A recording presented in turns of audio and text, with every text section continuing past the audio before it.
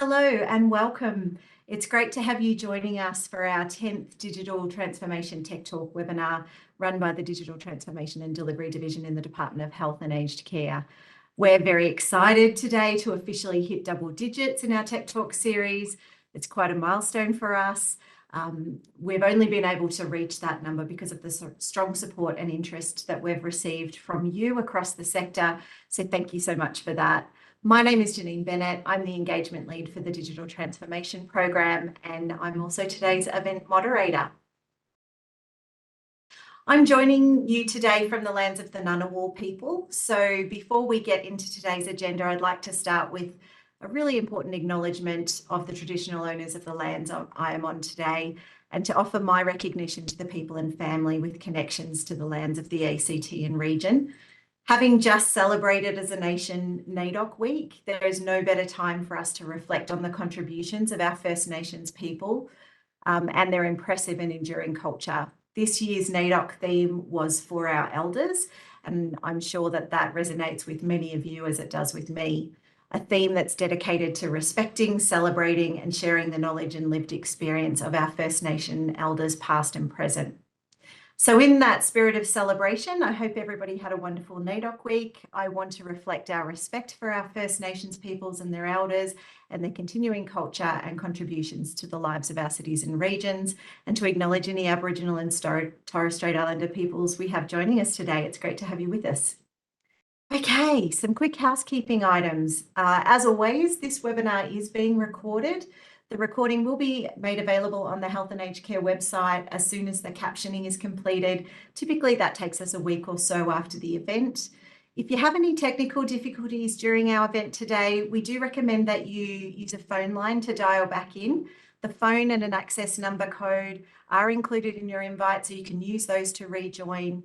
We did notice in our last Tech Talk, we had a couple of people mention that they had some connection and audio issues. If that arises for you today, we'll ask you to first double check your local device settings. Our technical folks will also be monitoring performance from our side, and we will definitely give you a yell if we see any widespread issues. As mentioned, the phone line is available, so that's the last ditch backup option if you need it. As with all of our Tech Talks, we've set aside time at the end of this event for a chat. So we encourage you to raise topics and questions for discussion as we proceed through the agenda. Simply just use the Slido app, which is typically available in the bottom right hand of your WebEx screen. Type your question into Slido, click submit. Your query will then workflow its way through to being a public question. If you see a question you like on Slido, definitely vote it up.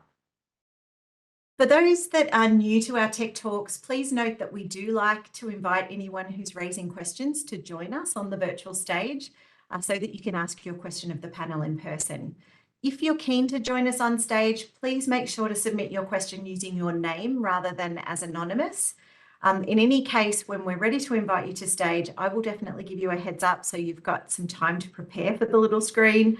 Our technical director will then cue you up to the stage. All you need to do then is unmute and turn on your video and you'll be able to ask your question. It's as easy as that.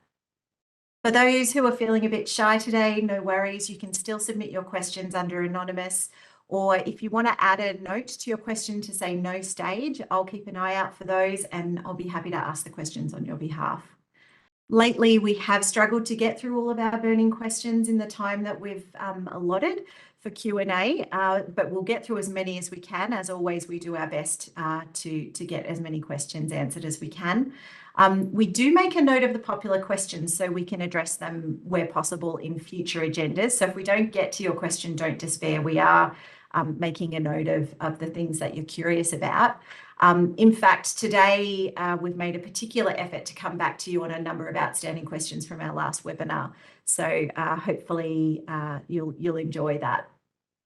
Okay, that's it for me. I'll see you again during Q&A, but for now I have the pleasure of introducing our host, Faye Flavaris.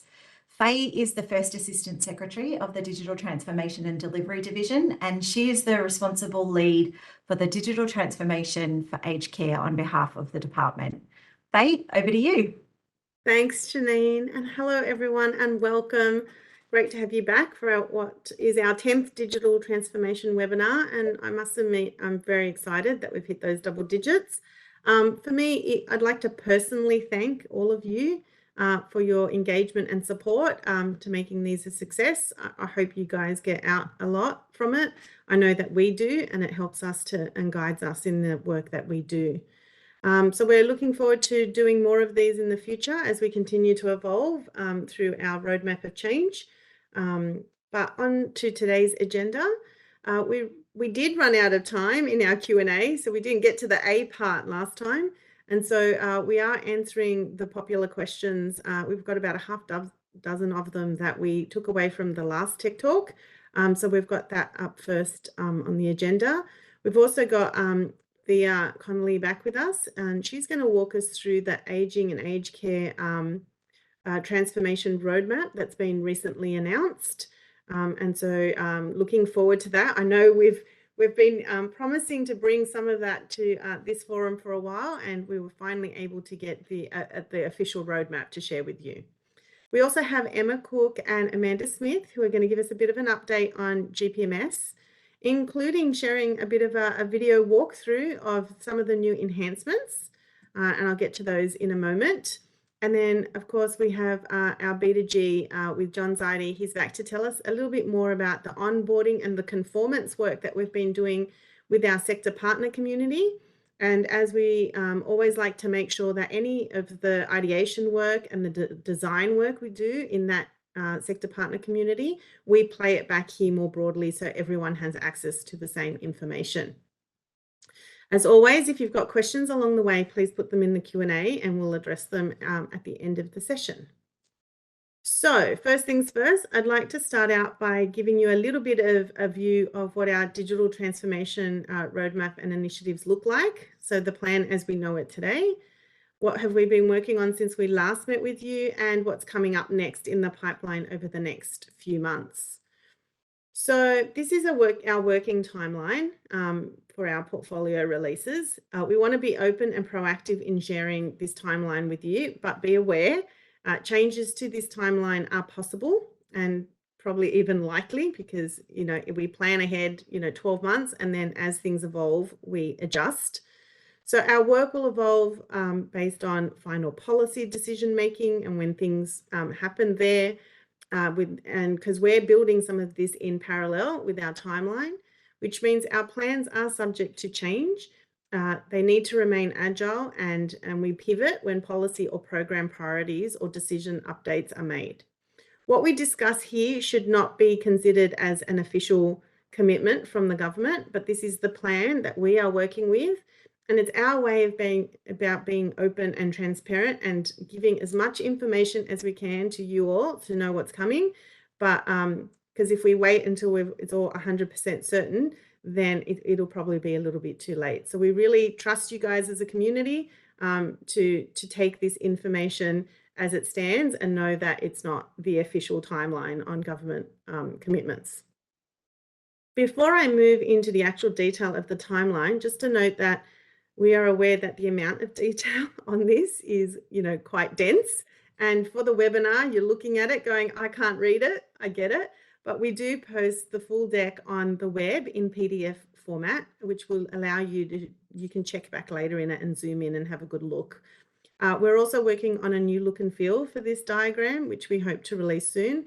So stay tuned for that. But for now, let's go through the current timeline with you and talk through some of the recent highlights that we've achieved. So since we last met, we've had a very large successful delivery of My Aged Care release. This is a combination of My Aged Care and GPMS and data warehouse releases. As you can see, we've touched 3 different platforms of part of the ecosystem. Just touching on a few of the highlights, we did a bit of a Siebel and Genesis integration software upgrade. Anyone who knows, doing some of those upgrades, they're not small, but we need to bring all of our systems up to date and current.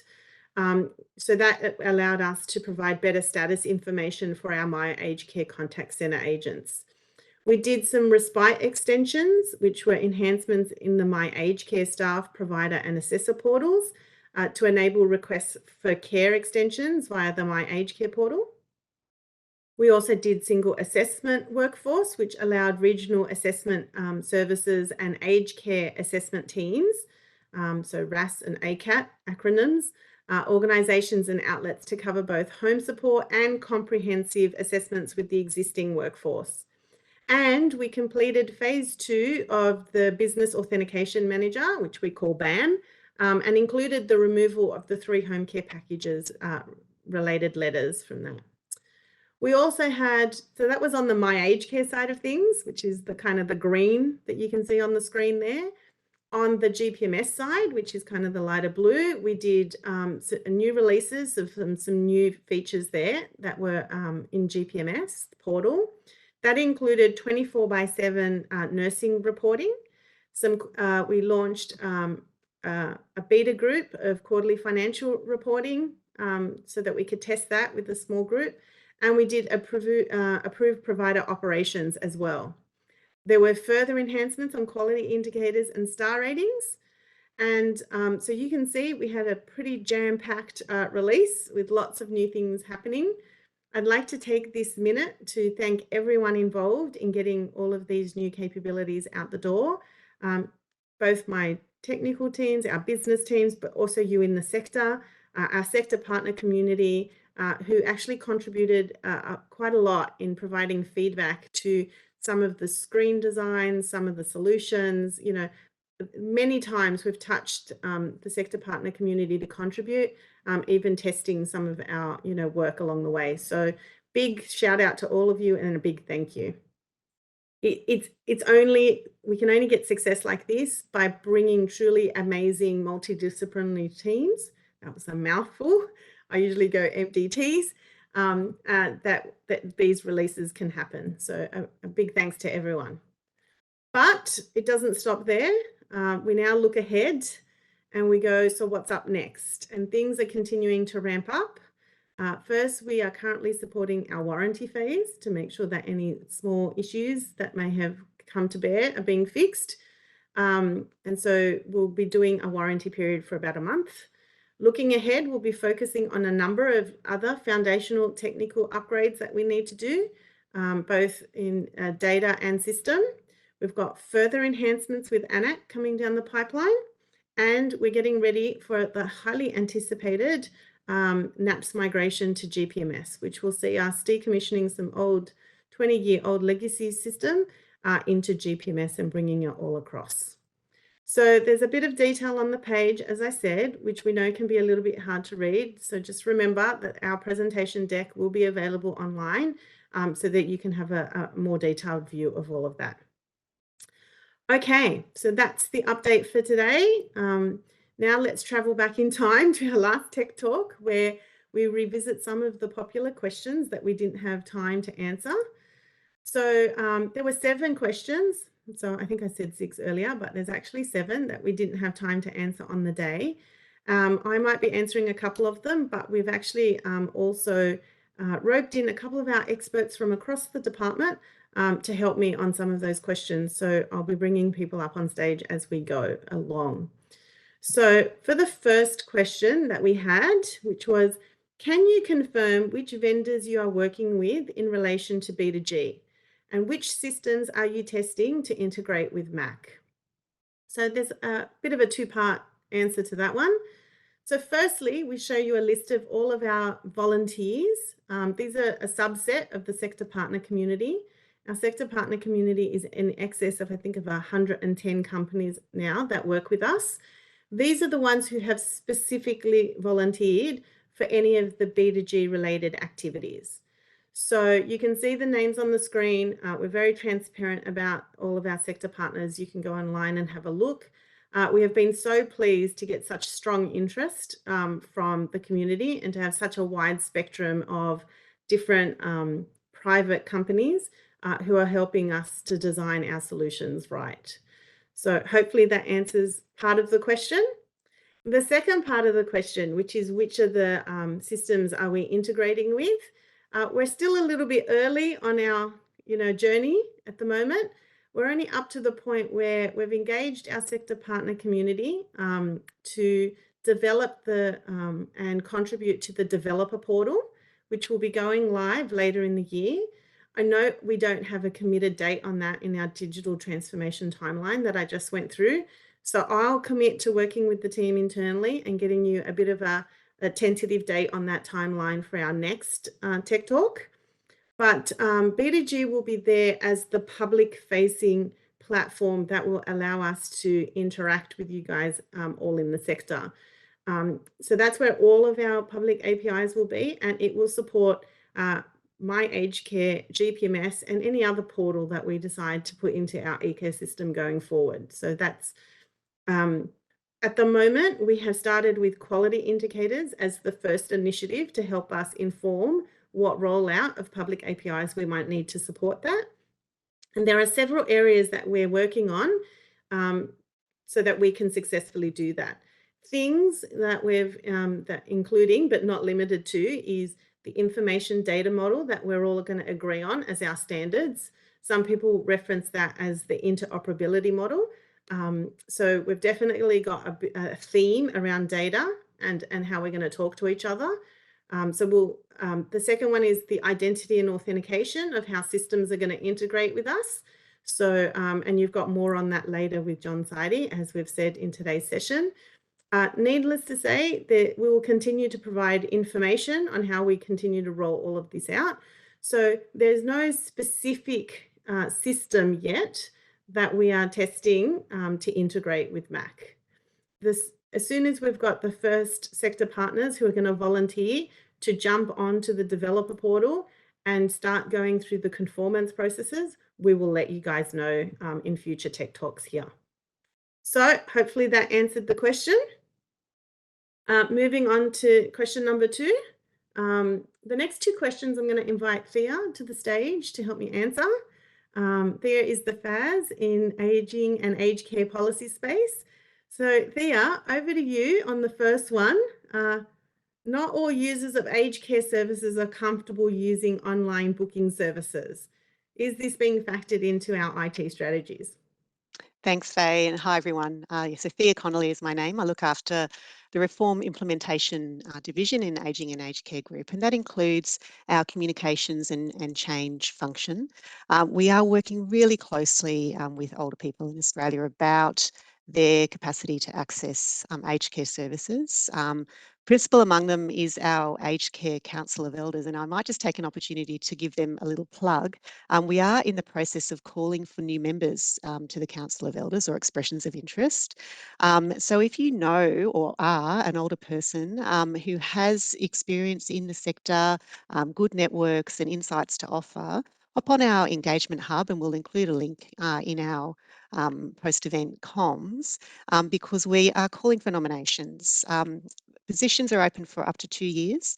But this is the primary group of really eminent older people that we liaise with about the best way to engage with and communicate with older people in Australia, not only about the reforms, but also about access to aged care services. So in that vein, yes, we are really very clearly getting the feedback that it's not all 100% digital. And so as we develop our reforms, we do have that in mind, and you would know, obviously, as well as online access via My Aged Care, we have maintained and indeed strengthened over the phone support through the My Aged Care helpline, Monday to Saturday. But we've also got a terrific initiative which is getting fabulous feedback, and that is face-to-face support from aged care service officers at Services Australia centres nationwide. So not huge, massive numbers there at this point. I think it's close to 100. So we're not everywhere that we would like to be, but it's certainly a service that we know people value and gets great feedback. And so we're looking to really make sure we leverage the work that Services Australia does for the broader community into aged care reform.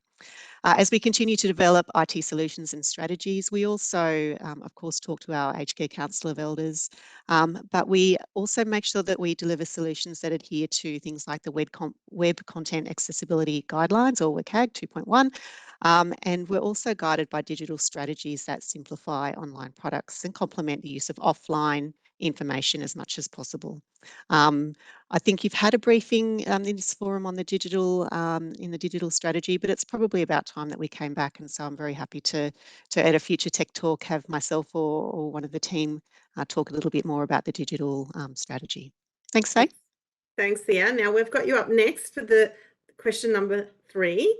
And I love this question. So at our facility here in South Australia, we have introduced robots to assist our workforce.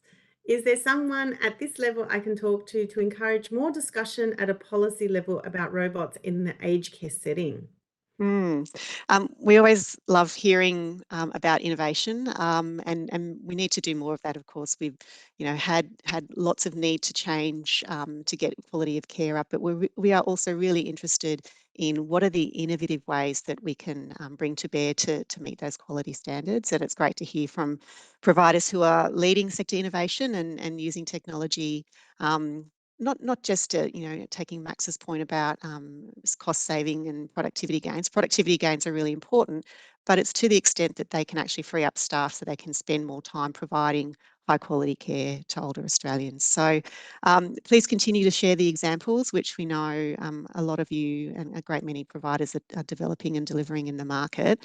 In terms of how to feed that back in, this probably links really nicely, as I mentioned, to the digital strategy development that's underway. And so not only digital strategy, but digital and data strategy that we intend will support sector innovation.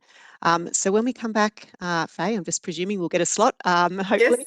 Yes. When we come back to talk more on the digital strategy, we can perhaps unpack that a little bit. What are some of the mechanisms that you would see a digital strategy needing to encompass and a roadmap that would flow from that strategy to support technological, but innovation generally. We're very keen to hear from you. Thanks, Faye.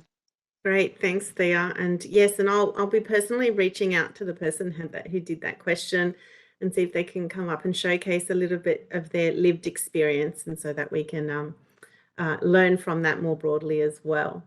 Now, next question. So Thea, we'll have you back up shortly in your section, but next question is, I'm going to invite Amanda to the screen, to the stage, and it's about GPMS. So is there any update on the GPMS issue not allowing users into the system?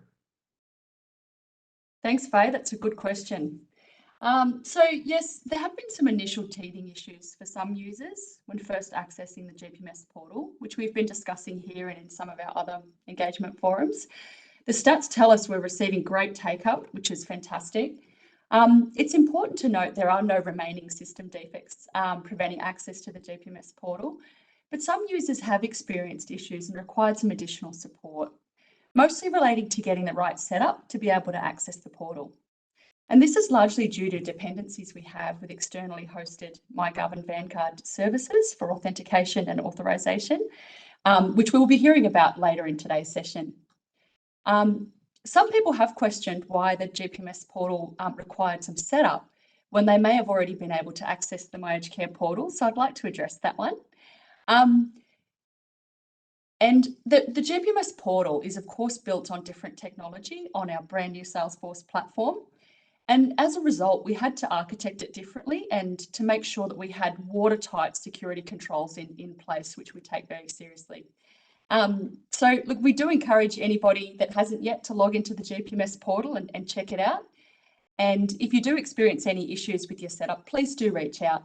The email address, I believe, is on the slide now, and our support team will be available to assist you. That's it from me. Thank you, Faye. Thanks, Amanda, and agree. If there's any concerns, there is the provider and support line that you can call, and then they'll redirect you and we'll definitely help you with any technical issues. So I always say this, we don't promise defect-free. It's very hard working at the pace we are. Small teething issues will come about on occasion. I think the key is how we work together to resolve them as quickly as possible. So thanks, Amanda. All right, so for the remaining of these questions, I'm going to invite Josh Madden from Aging and Aged Care Group to join me. Josh, the next 3 are for you. Firstly, congratulations on the quality indicator initiatives. And so hearing the use of the evidence, so that was fantastic. What institutions are active in this research and how can providers and vendors collaborate with them? Lovely. Look, thanks for the congratulations. In terms of who we're currently working with, so we've got the Australian Institute of Health and Welfare, who are actively working with us in the quality indicator space, but we're also going to be looking to engage other partners through a procurement process, as we look to continue to develop these. So we're looking at developing an additional 3 staffing quality indicators. And as part of that process, there'll be sector-wide consultation. We'd absolutely encourage providers and vendors, as always, to participate in these consultations. Thanks, Faye.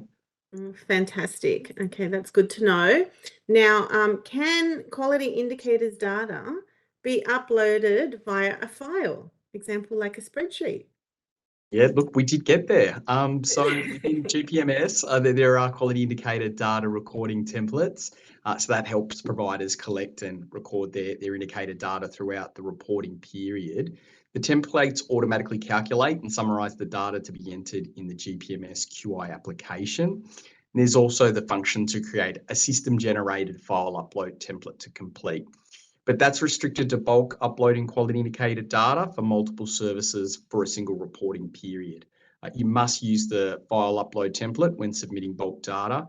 Providers won't be able to submit a spreadsheet or file that is not the file upload template. Okay, that's great. And like we have been really thinking about that human-centered approach, did we? It does take a little bit longer to build the bulk upload routines. If I'm not mistaken, it only went live, not the last release maybe. But yeah, it's there now to make it easier. And of course, the next step is getting it B2G connected. So looking forward to that step in the future. Okay, final question. Is quality indicators being looked at for MPS flexible residential care places? So currently, quality indicators don't apply to either flexible care or multi-purpose services.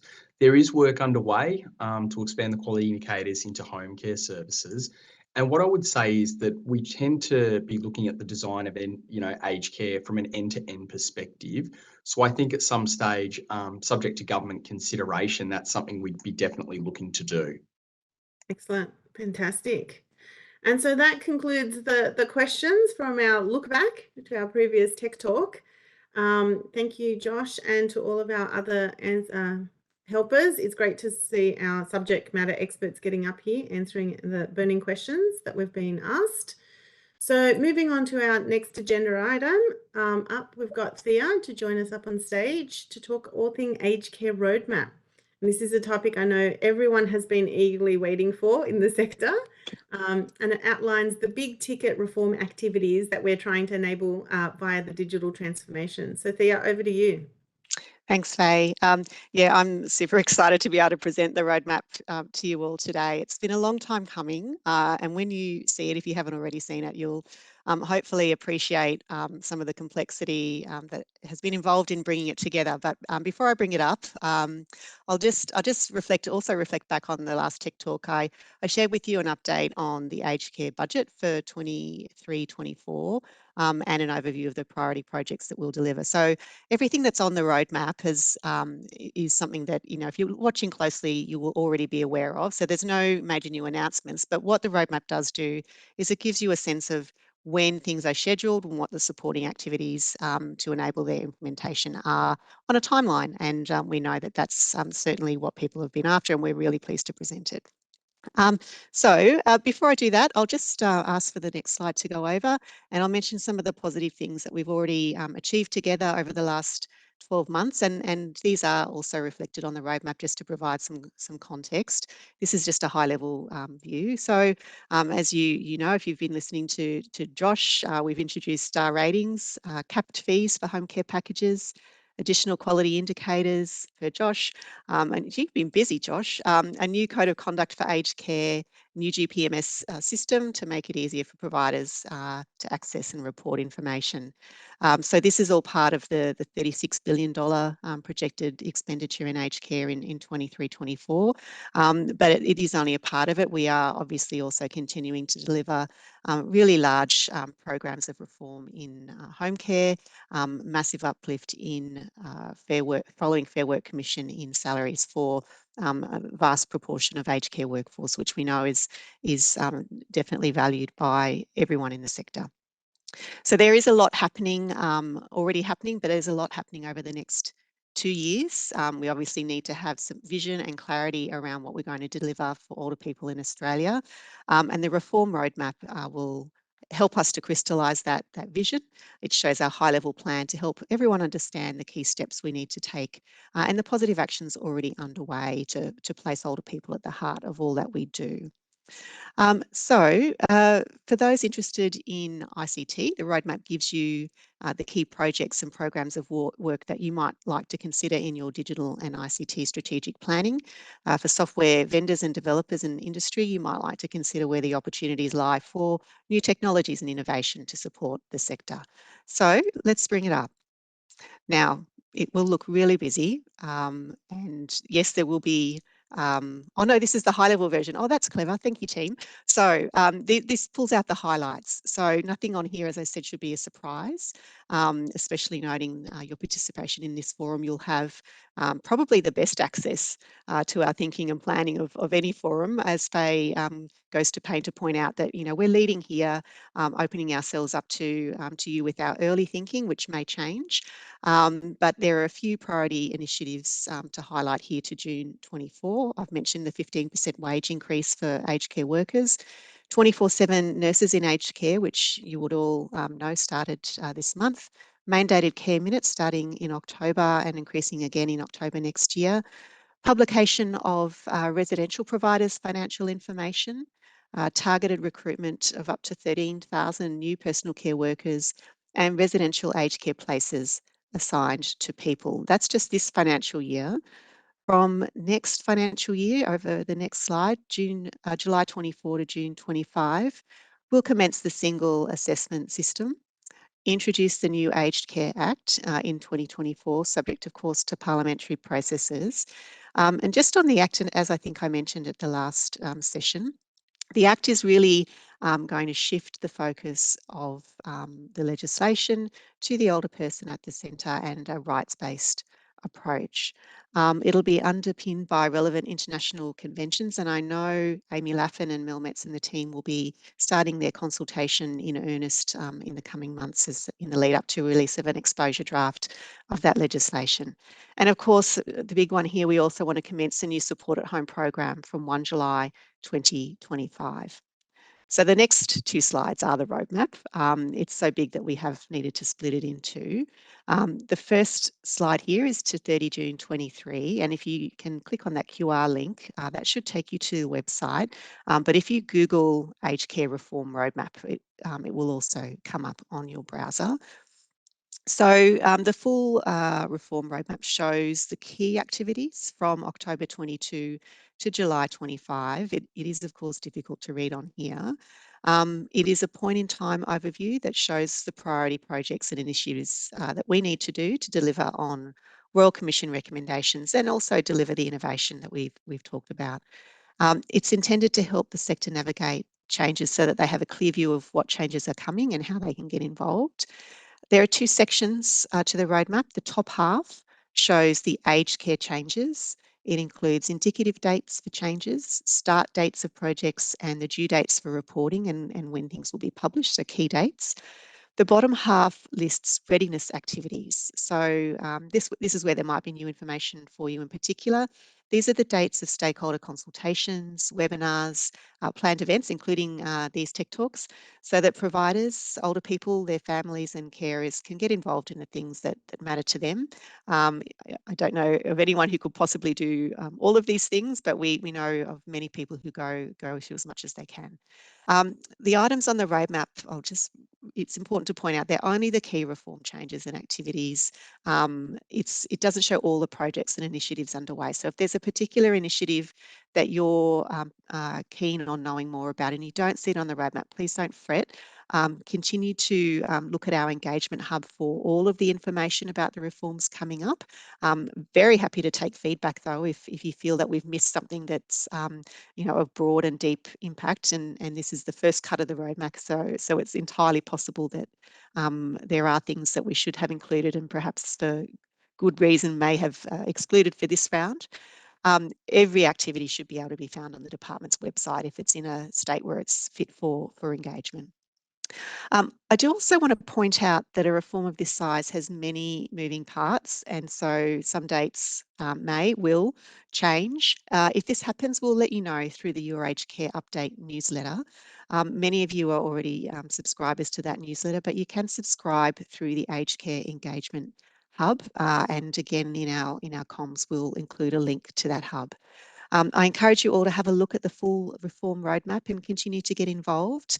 I'll just flick over to the next slide, which is that final year of the roadmap. And you can see our consultation activities, we haven't populated them out too far ahead, whereas the reforms we have.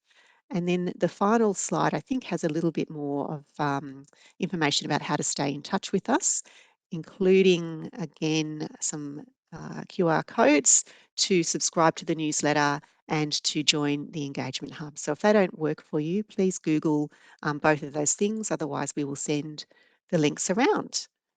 Thank you, Faye. Thank you, Thea. And it's great to hear that the roadmap is now available on the Health and Aged Care website. I noticed that we had an anonymous question. Will the roadmap that is being shared today be available online? And yes, it is. There you go. There's the QR codes there for everyone. You can absolutely subscribe. And of course, you'll get it through the slides from this Tech Talk as well, so that it'll come with the download. So excellent. Thank you very much, Thea. We'll move on to our next item on the agenda, which is our GPMS update. And so I would like to invite Emma Cook and Amanda Smith, Amanda back on stage, and over to you ladies to walk us through some of the big changes that have just recently happened. Do I have... Thanks. There Thanks, they are. Faye. Okay, over to you guys. Thanks, Faye. And thanks very much, everyone, for your time today. As Faye said, I'm Emma Cook, Acting Assistant Secretary within the Digital Reform Branch of the Reform Implementation Division of the Aged Care Group. And I'll hand over to my colleague and co-presenter who you met earlier to briefly introduce herself. Thanks, Emma. My name's Amanda Smith. I'm the Acting Assistant Secretary for the Aged Care Transformation and Quality Branch in Faye's Division. So I'm responsible for building all of the ICT solutions on the new GPMS platform. Thanks, Emma. Thanks so much. All righty. So jumping in, as Faye said, it's really exciting to be joining you again.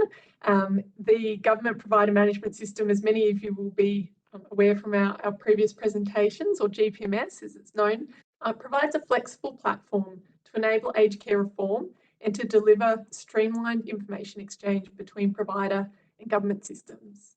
It's really the beginning of the journey for GPMS, which will iteratively enhance over time to take on new and existing provider reporting functionality, provide a streamlined single access point for care providers, and to support automation and interoperability that will allow more time to be spent delivering quality care, as well as ultimately improve aged care data through the use of B2G, which can allow the more granular transfer of information, more timely data exchange, and ultimately provide an evidence base on which to uplift the quality of care provided to older Australians.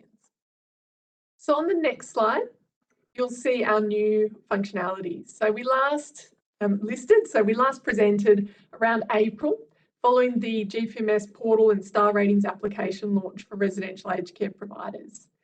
Since this time, further enhancements have taken place, including expansion of the system to support reporting across quality indicators. These are reporting across 11 critical areas of care, 6 of those new, which Josh has touched on, and due in July this year. Across 24/7 nursing responsibility, requiring reporting on a monthly basis, and the first report due on the 7th of August 2023. Approved provider operations, which really strengthens reporting across governance arrangements that are critical to care delivery, on an annual basis and due by 31 October, and quarterly financial reporting with functionality for this delivered or core functionality delivered, but not yet public, allowing process of testing and refinement to take place prior to release.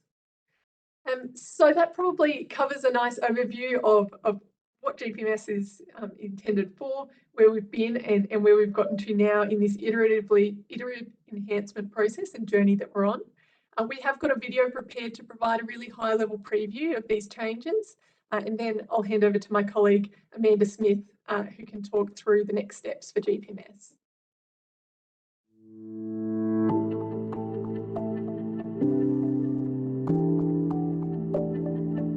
Welcome to the demonstration of the Government Provider Management System. Today we will be walking through the changes available on system as a result of Release 5. In our previous demonstration, we have covered the processes on how to log into GPMS, how organisation administrators can create and manage user access, and how to use the star ratings tile.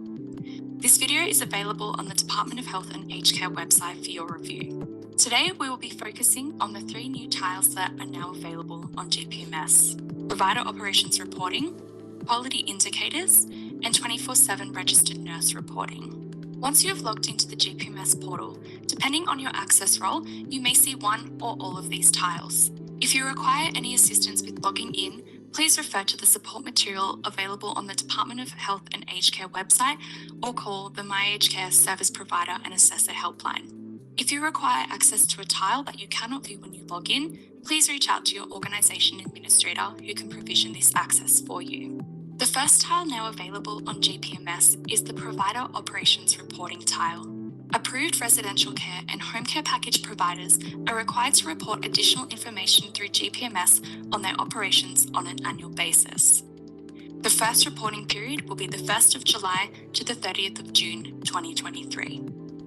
By selecting on this tile, you'll be navigated to the homepage for Provider Operations Reporting. From here, you'll be able to view any new information, inclusive of when the operation election form is open and when you'll be required to submit that form.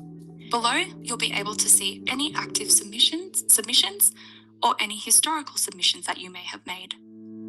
Navigating to the Report Due Dates tab, you'll be able to see any information about when the forms are due and what reporting period that applies to. In the Guides and FAQ tab, you'll be able to view any frequently asked questions and find links to any helpful information, inclusive of field level help or any webinar links that may have previously been published to assist you when submitting your report. The next new tile available on GPMS is the Quality Indicators tile. This is an application to replace the existing reporting function in the My Aged Care Provider portal. Approved providers of residential care are required to submit Q4 2022 to 2023 data for the 11 quality indicators in the new Quality Indicators application by 11:59 p.m. on the 21st of July.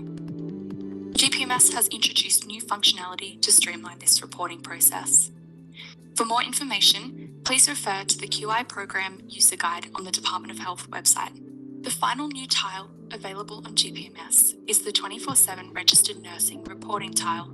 From July of 2023, residential aged care providers must report their RN coverage for the 24/7 nurse responsibility in the 24/7 RN application on GPMS each month. Failure to report means eligible providers will not receive the 24/7 RN supplement payment for that month for their facility.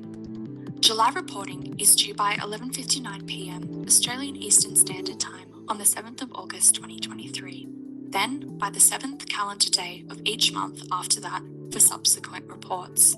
For more information, please visit the 24/7 RN reporting webpage on the Department of Health and Aged Care website. In order to have the ability to view and access the new tiles available on GPMS, your organisation administrator may need to make some adjustments to your access roles. To have the ability to view and upload data in the Quality Indicators tile, a QI role can be added at the organisation level, which will give you the ability to upload and view information on quality indicators for your whole organisation. QI roles can also be added at a service level. your organisation administrator can select the QI role service level and tailor which services they would like each of their users to be able to upload QI data for.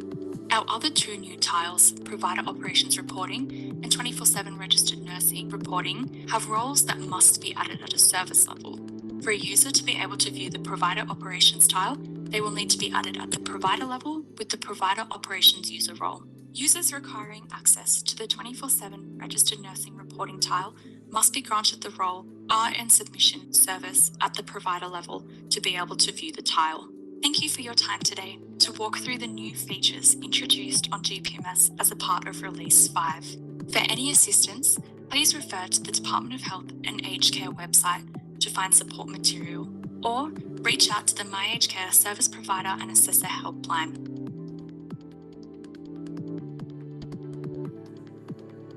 Thanks, Emma. That demonstration was great and certainly covered many aspects of the new functionality in our latest release.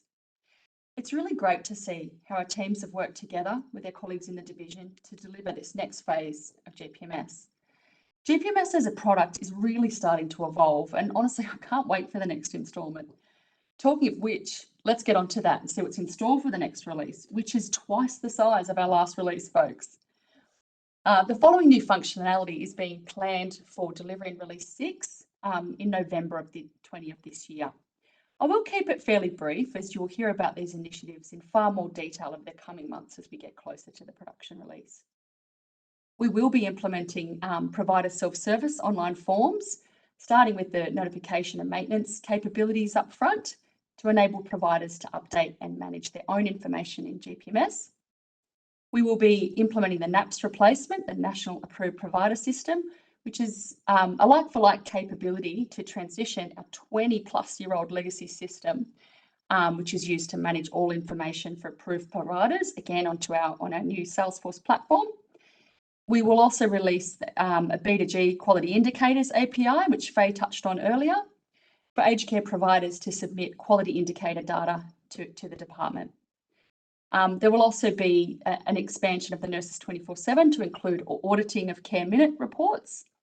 There will be further enhancements to the Star Ratings project to improve transparency, which includes enhanced reporting and updates to accreditation dates. Also the quarterly financial reporting solution.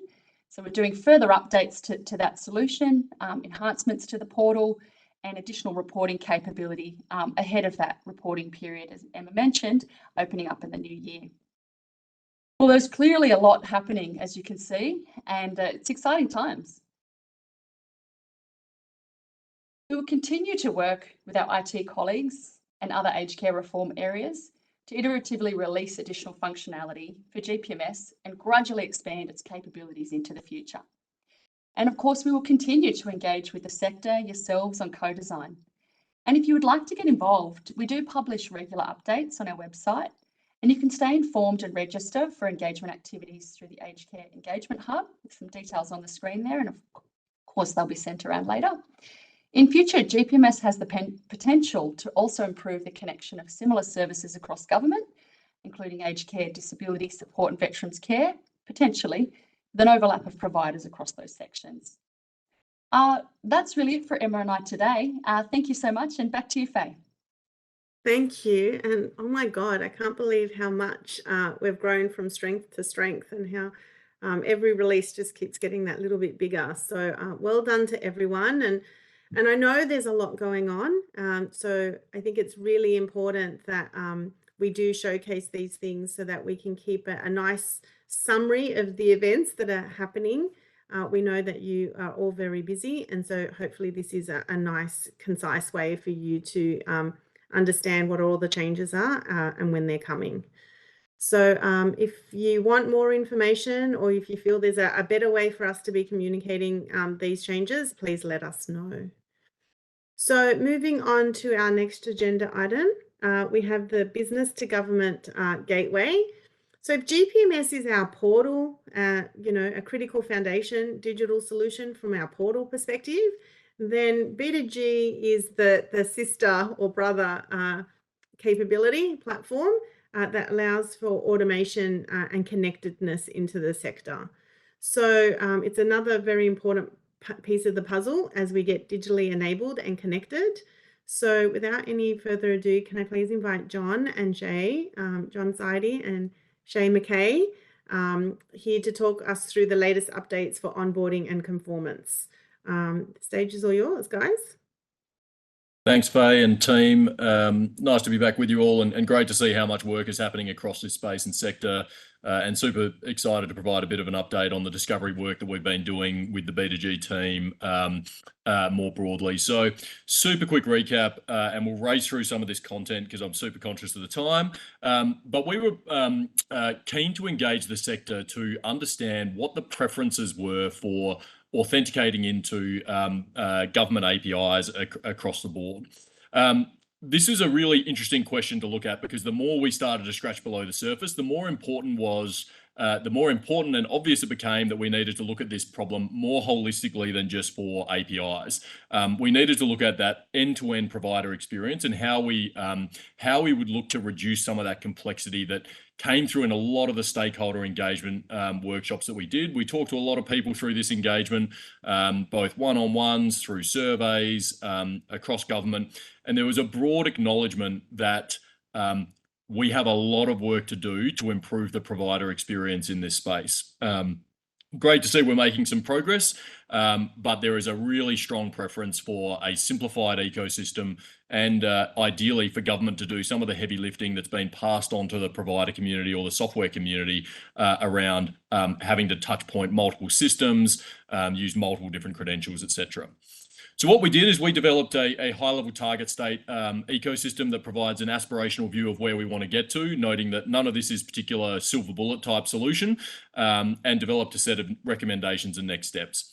In doing so, we did validate that the current trajectory the business to government team are on is a really sensible approach. So we're reusing some existing government capabilities, such as the ATO machine-to-machine credential, and certainly wouldn't want to cast aspersions on usability. It's good to see us reusing some existing capability, building on things like the digital identity ecosystem already, whilst we look at how we sort out our backyard into the sort of medium and longer term. So there'll be some more on that. So we'll quickly run through some of the engagement we did. Shay, I'll hand over to you to race through, and then we'll talk about what some of the next steps will look like as we sort of balance getting ready for day one whilst looking to the future and what it might look like longer term. And if we just move on to the next slide. So over the last probably 2 or 3 months, we've been engaging fairly comprehensively across the care and support sector. So that includes aged care, disability care and veteran care providers, software vendors, peak bodies, and we've also been working really closely across government. So in the Department of Health and Aged Care, but also throughout the whole of government as well. So NDIA, Services Australia, the ATO, and DVA. So what we did was we sent out a number of surveys. So the initial survey was to understand the current provider experience. And then we held a workshop, which we had really good attendance and participation at. So about 100 people attended, which was fantastic, to really map out what a good target state looks like from an authentication and identity management perspective for the sector. We then had a look at what solutions are available in the market. So considering whole of government reuse and what's available in the market today. So things like MyGov ID, the PRODA solution, Vanguard FAS, and also where government is investing in their solutions over the next 5 to 10 years as well. From there, we did some analysis on what we were hearing across the stakeholder cohort in terms of what was preferred for the future. Put that together into a set of criteria, and then from there, we're able to determine options and a preferred solution for the future. So if we have a look about what we heard from a current provider experience perspective, and this really extends into the software community as well, in terms of what the current experience is like. We put together kind of a current state ecosystem and also mapped out kind of what a day in the life of would look like for a provider. And some of the key things we heard across that was really focused on the level of complexity that providers need to navigate when authenticating across different systems and portals to access government services, and also the number of authentication credentials that are required. So using things like MyGovID and then going to another system or portal and using PRODA, but then using enterprise credentials for Vanguard FADs in other services as well. We also heard that additional complexity is added when we bring authorization and access into the mix. So often senior staff members or different business administrators require an authorized officer who is usually a senior director, or in some instances, voluntary board members, to actually go in and delegate authority for providers to act on behalf of the organisation. We've heard that that can be quite burdensome and repetitive over time due to having to go into different authorization and access systems and then provisioning or deprovisioning those accesses. We also heard that the level of support for authentication and identity management systems across government is quite limited. So often providers or business administrators rely on either their software developers or their software vendor organisations or other providers for that support when accessing government services and navigating the authentication and identity management experience. If we are able to go on to, let's see what we're on now. Over to the next slide, please, and I'll hand back over to John. Thanks, Shay. So look, we did hear some really pointed feedback from both the broader care sector as well as from software vendors. And just to highlight some of the key things that we heard from the software community in particular, that there is a really strong preference to move to much more standards-based options. Solutions need to be reliable and available when we need to use it.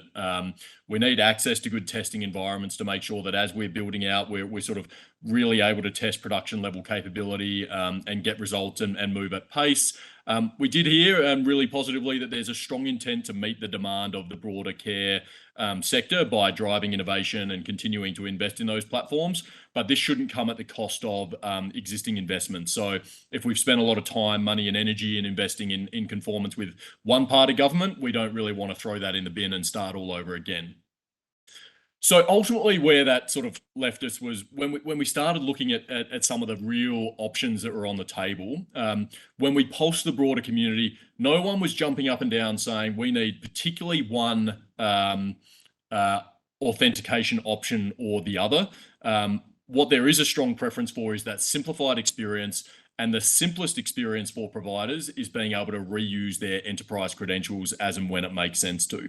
Now, there's a lot of things that need to be worked through and water to go under the bridge about how we will actually make that a reality, but that's the sort of preference. In the meantime, what the focus will be is leveraging importantly, the investment in the ATO machine-to-machine credential, enabling organisations to start sending data through those APIs into the health systems in a more automated fashion through their core platforms, using existing credentials that are typically used for interacting with the ATO in any case. So we're reusing stuff that most providers are using already from an authentication standpoint.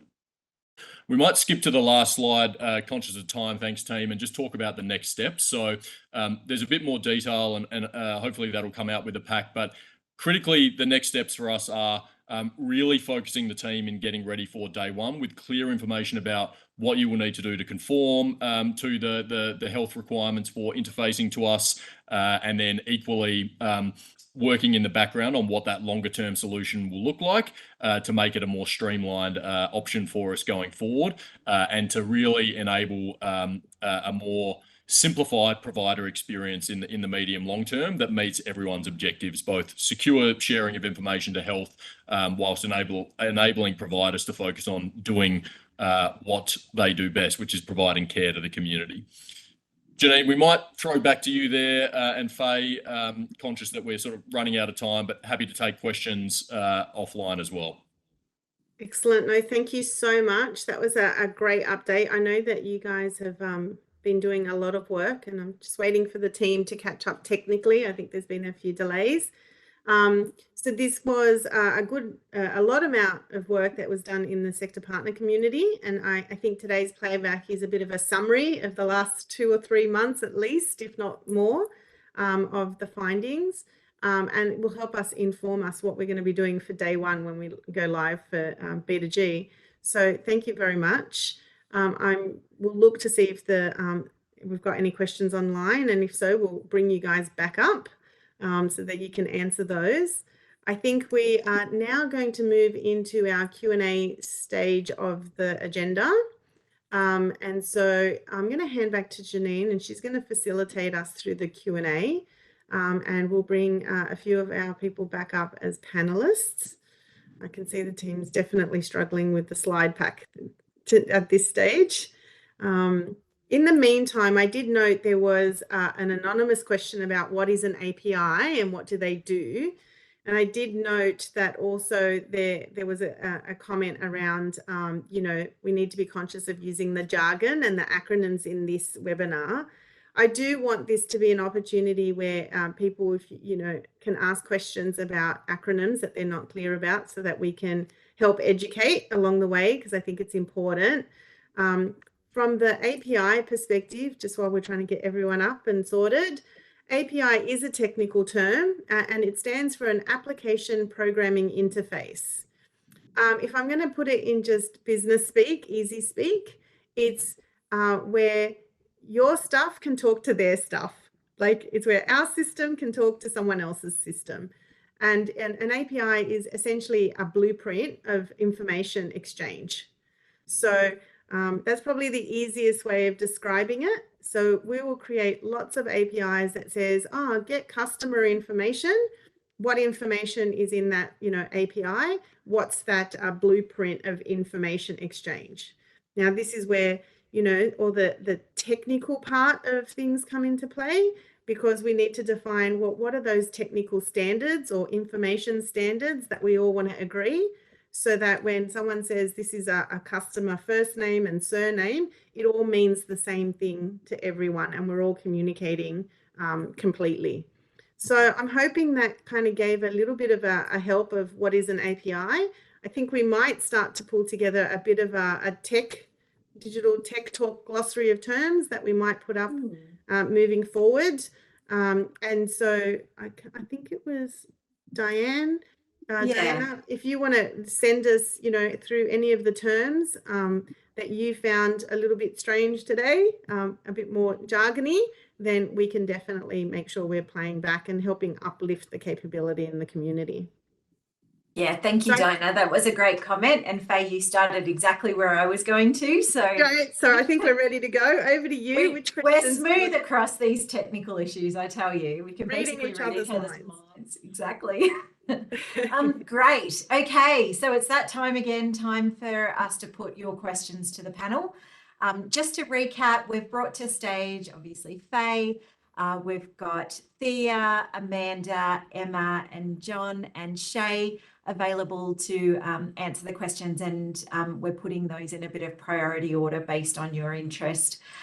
In the interest of making this a conversation, we are going to start by inviting some people to stage, and so they can kind of get ready.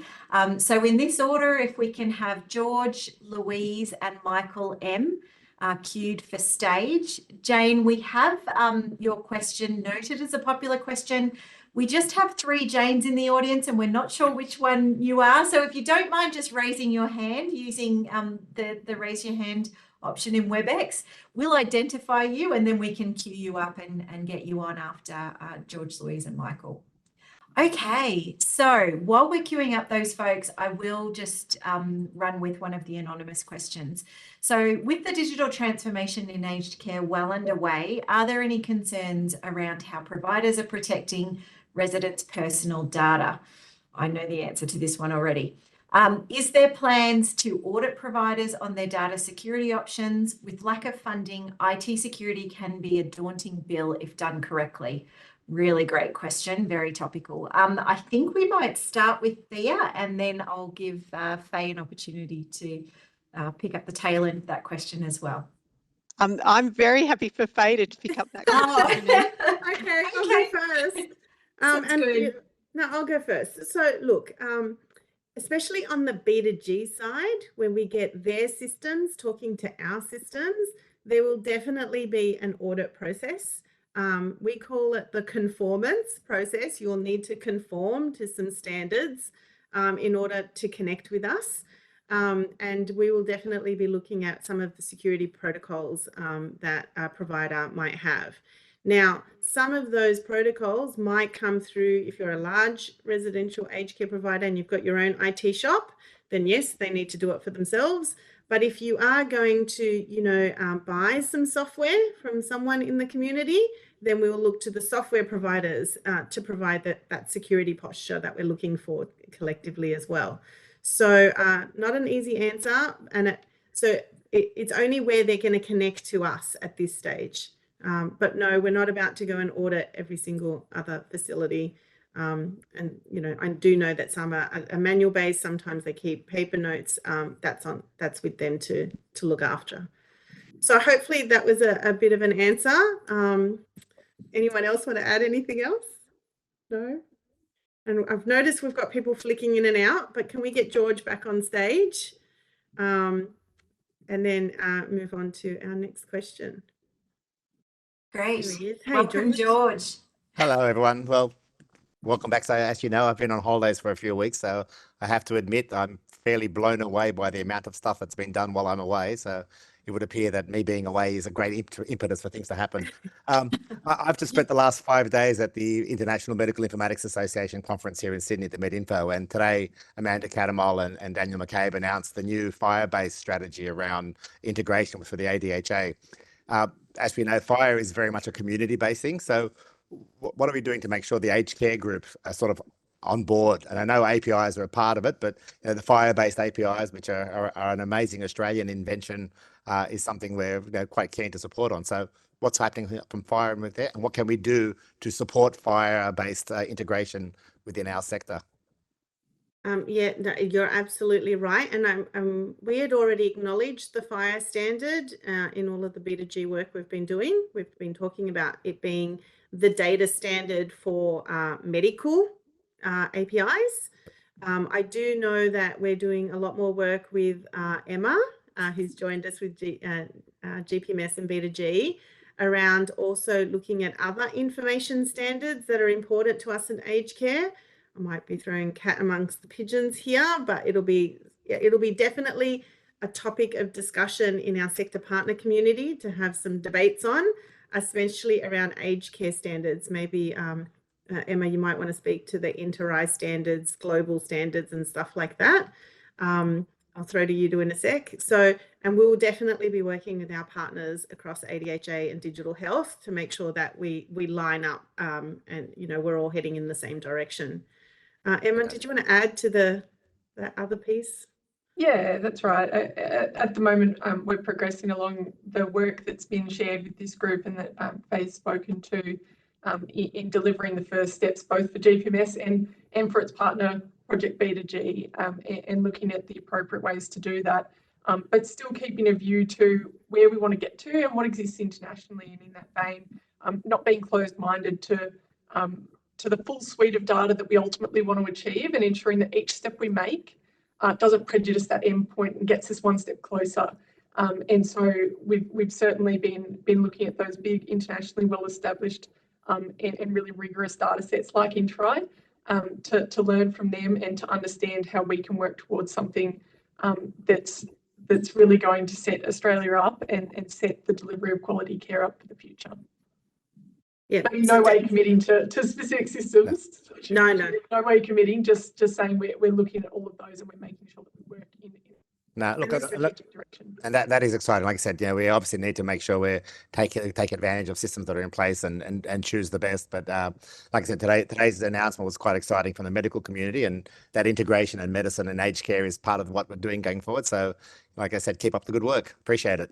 Great. And we're 100% committed to making sure we're aligning on the medical stuff with the FHIR standards. I think it just to make sure that the ecosystem remains simplified and connected. So excellent. Thanks, George. Thanks, everyone. Thanks, George. Okay, so while we're queuing Louise up to stage, I'll put an anonymous question to the group. What about home care providers? What reporting, I guess, are they required to do on GPMS? So I'm thinking this is a good one for Emma. Yeah, happy to take this one.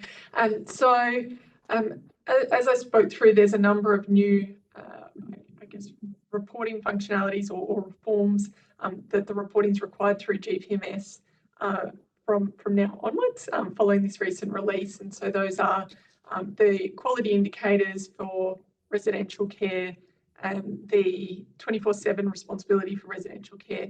And for both residential care providers and home care package providers, the provider operations reporting. Now that's an annual reporting obligation, and the first of those is due by 31 October this year.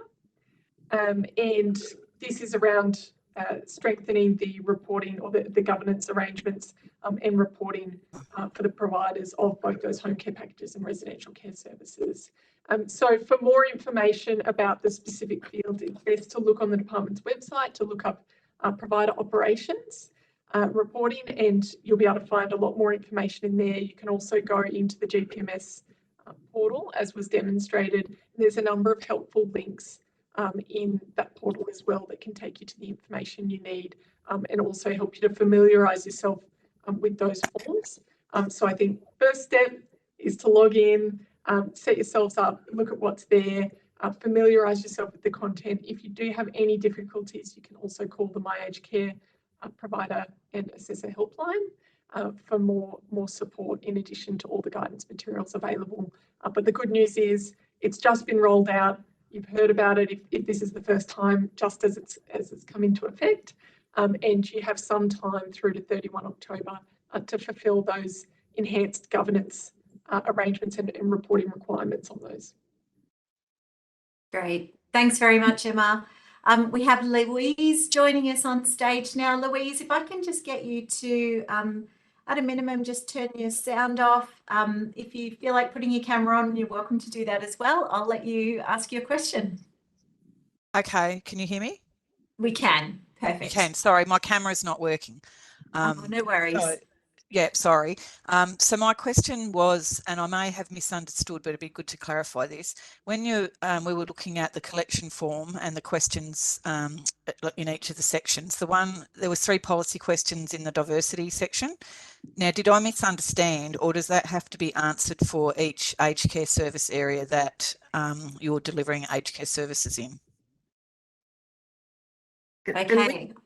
Which collection form was it that we're talking to, Louise? A little bit more information.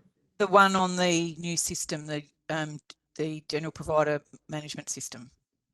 For the release weekend? Or home care.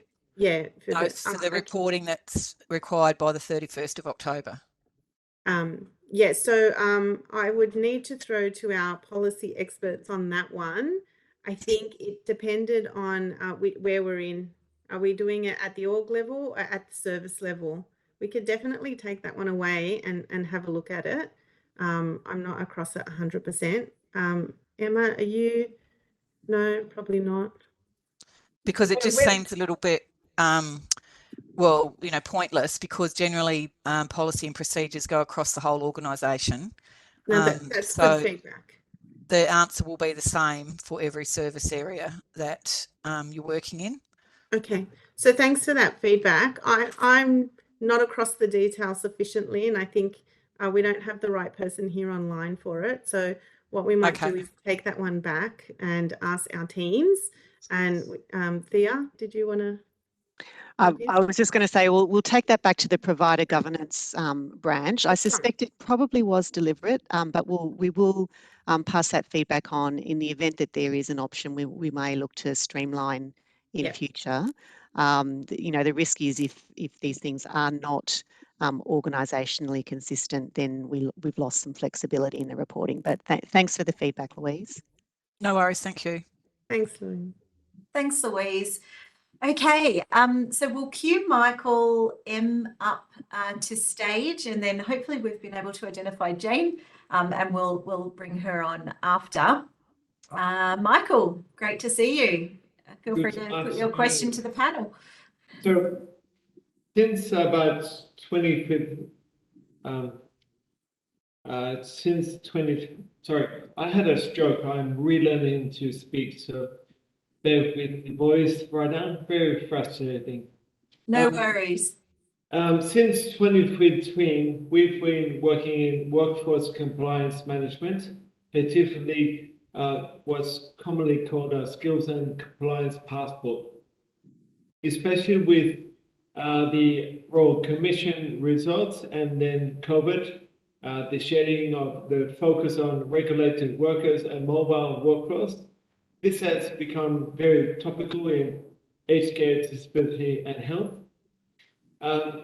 It was one of the election promises, the five, was West Worker Screening, establish a national registration scheme for personal care workers. But that hasn't happened to date. The code of conduct has been released, but not a mobile passport or wallet type of system for the workers. And what I mean, it covers qualifications, vaccination, background checks, APRA for nurses. It's quite diverse. It's not just one area. I know that the speaking to the ministers previously, that the previous government, they don't like to anoint a chosen one private provider, but if there was a common standard that then tech companies could provide too, that would help. We are already doing this in health and disability, so it's why can't it happen in aged care? Is there any conversation on this topic happening? If so, who do I talk to? Great. Thank you for the question, Michael. So workforce skills, compliance wallets, workforce passports. Who would like to jump in on that subject? Hey, Thea, thanks. I'm happy to. Hopefully my audio is okay. So compliance wallets, you're quite right, Michael. The Royal Commission recommendations didn't go to the technical solution, but they did, of course, go to issues like National Worker Registration Scheme, so that the substance of the requirement to protect older people and to also professionalise the aged care workforce. And so you've correctly identified the code of conduct has been rolled out. In terms of worker screening, that's aimed for 1 July 2024 and yes, aligned to the National Disability Insurance Scheme for a nationally consistent risk assessed approach. In terms of policy design, ICT development and sector readiness, including linking up with the NDIS, we've got a bit of work to do to create that national database of workers that have been assessed and monitored. Very happy to continue to talk to this group and yourself if you've got a perspective on, you know, a particular application compliance wallets, for example. The other point I'll make is in relation to skills, workforce skills, English proficiency and ongoing training requirements from 1 July 2025 are expected, and we do have funding for engagement across aged care, health and training sectors to scope that particular aspect of the compliance and skills piece. And so again, a plug for the engagement hub. Because it's 1 July 2025, it seems a long way off, but as we know with all of these things, especially where we're hoping for a nationally consistent approach across states and territories and with the NDIS, I expect that we'll be looking to move on that pretty soon. Thank you. How do I get in contact with you, Thea? So I would say the engagement hub in terms of the National Worker Registration Scheme. So it's not my particular area. Unfortunately, I can't necessarily leverage any action from this point of view, but we certainly know that our workforce division will be reaching out to do really comprehensive engagement on that. So if you stay in touch with this particular group, I will take an action to have them come and report back to this group. And so you'll have someone with a bit more depth of knowledge on it to engage with. Also, Michael, if you're interested in contributing in the co-design piece, I would suggest then actually registering as a digital transformation sector partner as we go to design some of it. The sector partner community, we share the design activities in that forum, and you can volunteer for which activity you might be interested in. And so you would have noticed earlier in our tech talk, we shared the B2G representatives, but there's been up to like 30 different activities that we've done in that community at different points in time, and definitely the worker screening, policy and design work will go through that as well. Okay, We'll make sure.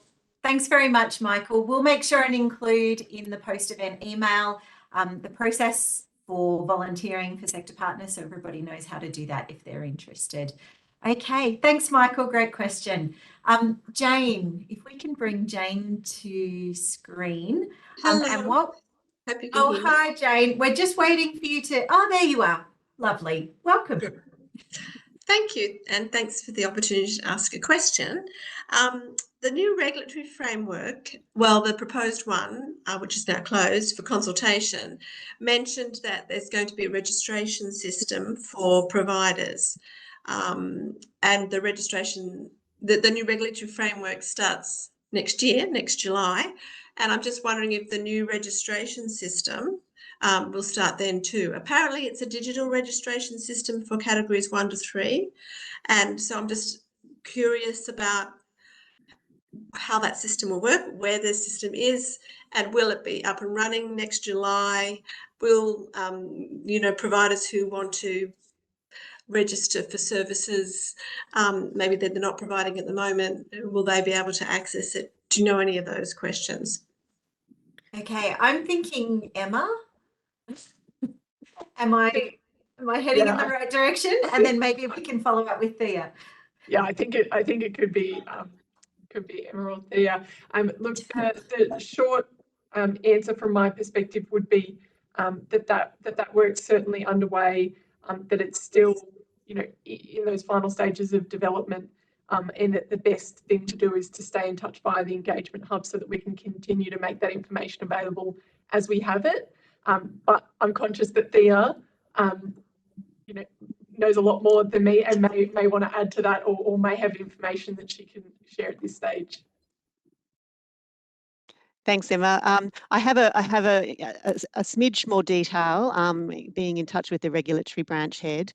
The only additional info to Emma's response is that the planning assumption at the moment is that the market would not be opened up to sole traders until the new home care model is operating in 2025.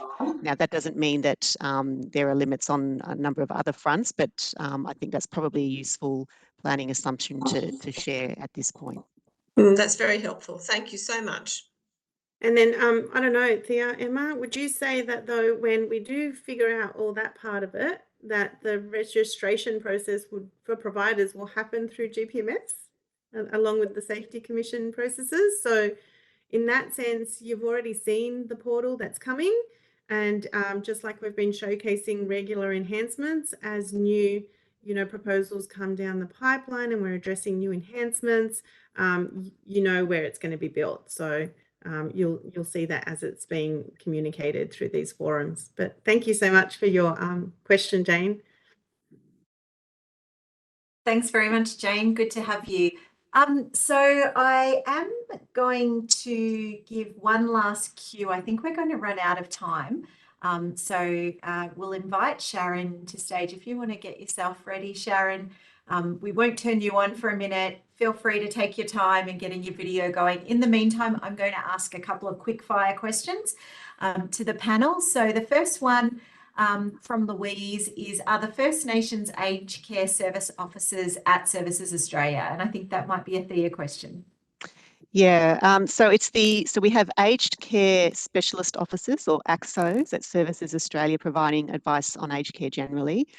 For First Nations older people, we've got an elder care support program that will be rolled out by the National Aboriginal Community Controlled Health Organisation, or NACCHO, through its affiliates and Aboriginal community controlled organisations. Phase 1 of that program has begun, and I believe it's soon to be launched by the Minister. And the program will be rolled out in phases over 3 years, as I said, by Nacho. If you'd like to know more about the program, we do have a page on our elder care support program on the website. So if you Google that, and of course we'll include that link in the follow-up comms as well. Great, thanks very much. Another quick question. Is there a time frame around API release information exchange between vendors and the department's My Aged Care platform, specifically around the reclassification requests and the ANAC class data? Faye? Emma, Faye, which one? Go with Emma first. Oh, so in terms of, I suppose, in terms of the timelines, we are looking at, as Faye touched on, the developer portal in the second half of this year and APIs by early next year. We'll start off being, again, in those early stages of the journey, we'll start off with probably a couple of API options, not everything in that end state of a full suite of data that we'd hope, but a couple of high value API options. Certainly, I've heard some interest in things like quality indicators, 24/7 and ANAC information. So it sounds like we're on the same page, and I've heard about the potential efficiencies of kind of streamlining those reclassification requests. But I would also encourage you, if you're not already, to participate in the Sector Partners Forum so that we can continue to hear those insights and views from you, both in this and in that more focused arena, as well as through the Engagement Hub, of course, so that we can continue to define what our candidates should look like in terms of the upcoming APIs. Hopefully that answers the question, but Faye, did you want to jump in with any more? No, that's I will add just a little bit, but in addition to what you said, and to kind of close off maybe Max's question, which was not to repeat the mistakes of the banking sector, and that we are looking in that priority list around APIs that will allow the sector to pull information they need to make it more convenient and for their own purposes. And I saw a thank you pop up. So we are relying on the sector to tell us where the administrative overhead is in their space. And so far, I think I've heard 2 examples, which again, no commitment yet, but it's on the list and we're trying to figure out when. One was around referral information. I know that there's, some the referrals, you've got to kind of cut and paste the data from the portal into your own systems. We blocked the screen scraping for security reasons. And so I do believe there's an administrative overhead there. And another example that's been shared with us was the star ratings information, whether we could have an API that we could share that information through APIs as well. So hopefully, Max, we've answered your question too. We are definitely trying to make this a 2-way benefit so that it's a connected community. Great, thank you. If we can have Sharon brought to stage now, and that will definitely be our last question. Sharon, just a fair warning, we've literally got 2 minutes left. Sorry for the time.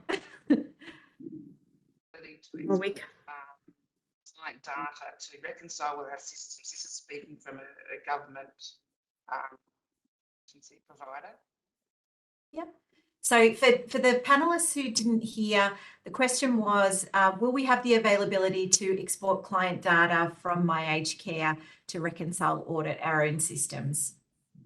And I will let anybody who'd like to jump in on that one. I think that might be a new request, to be honest, Janine. So I think we might take that one away, Sharon, if that's okay, and have a look at what would be the security and cyber risks that might come around that, and figure out how we might be able to achieve it.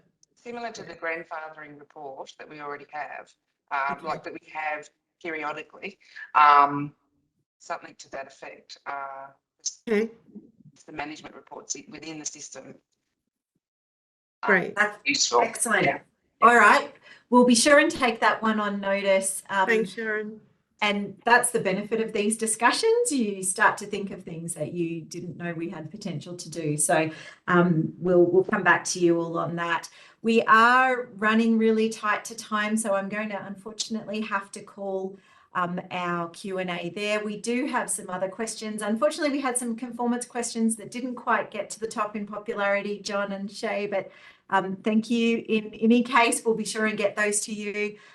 There's also a question there, Amanda, around the GPMS use, and we'll be sure and get the comments from Mark over to you from that as well. All right. Thanks, panelists. We appreciate your time as always. It was great to have another good discussion involving our sector. Also, thank you to our brave attendees who got involved and submitted their questions to the panel. Thanks to everyone for attending today. We know we're right smack in school holidays, so we appreciate you folks who came along regardless. We hope to be back here in about 6 weeks' time for our next Tech Talk. In the meantime, we'd encourage you to complete the post-event survey as we do each event. The QR code is on the slide now, but we'll also include a link to that survey in the post-event email. Our recording of this event will be published on the digital transformation area on the Health and Aged Care website in the next week or so. As always, any suggestions for agenda items, please add to your survey response or email us directly. You can email us at Digital Transformation Office using the email address on screen. And that's it for me. Faye, over to you for final words. Just a big thank you for everyone, as everyone's attendance today. We really appreciate that you take your time out in your day to join us. As always, digital transformations are hard, but 100% worthwhile. So by keeping us working together, this is one of the ways we stay connected with you to make the outcomes real. So thank you very much, and we'll see you next time. Thanks all.